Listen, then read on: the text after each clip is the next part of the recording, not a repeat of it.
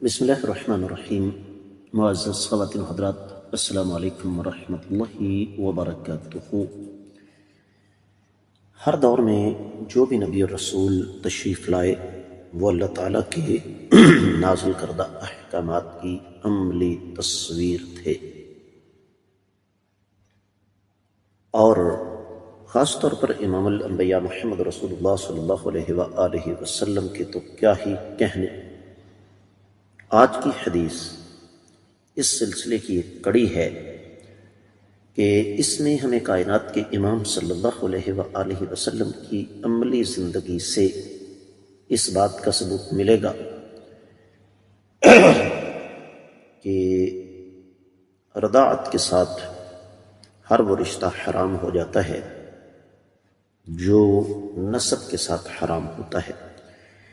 مشکات المصابیح کتاب النکاح باب ہے حرام رشتوں کے حوالے سے 3178ویں حدیث کتاب میں، اور چوتھی ہے باب میں۔ الفاظ سماعت فرمائیے گا۔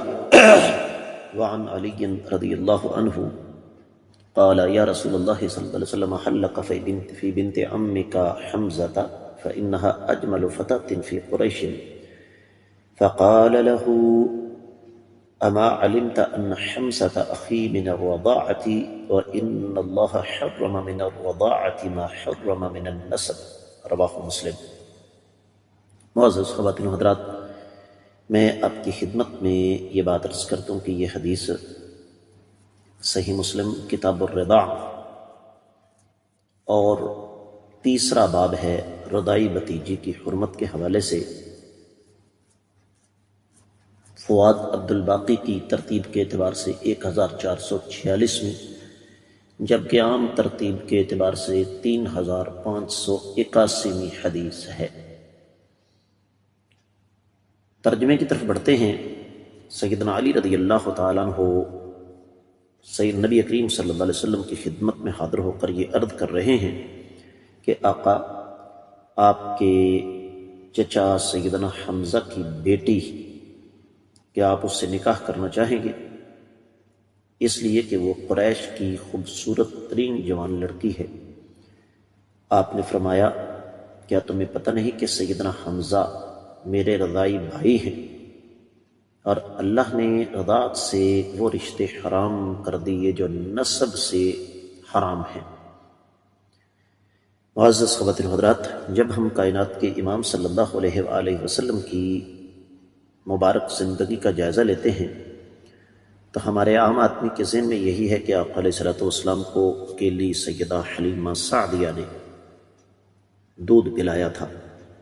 اس میں کوئی شبہ نہیں کہ بنیادی طور پر آپ علیہ السلام نے انہی کا دودھ پیا تھا، لیکن حقیقت یہ ہے کہ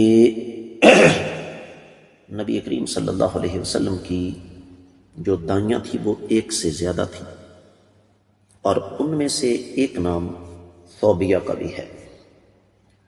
اب یہ ثوبیہ ایک لونڈی تھی، لیکن آقا علیہ السلام اور سیدنا حمزہ رضی اللہ تعالی عنہ، ان دونوں ہستیوں نے اس ثوبیہ نامی لونڈی کا دودھ پیا تھا۔ تو ظاہر سی بات ہے، اس لحاظ سے پھر سیدنا حمزہ اور آقا علیہ السلام آپس میں بھائی بن گئے۔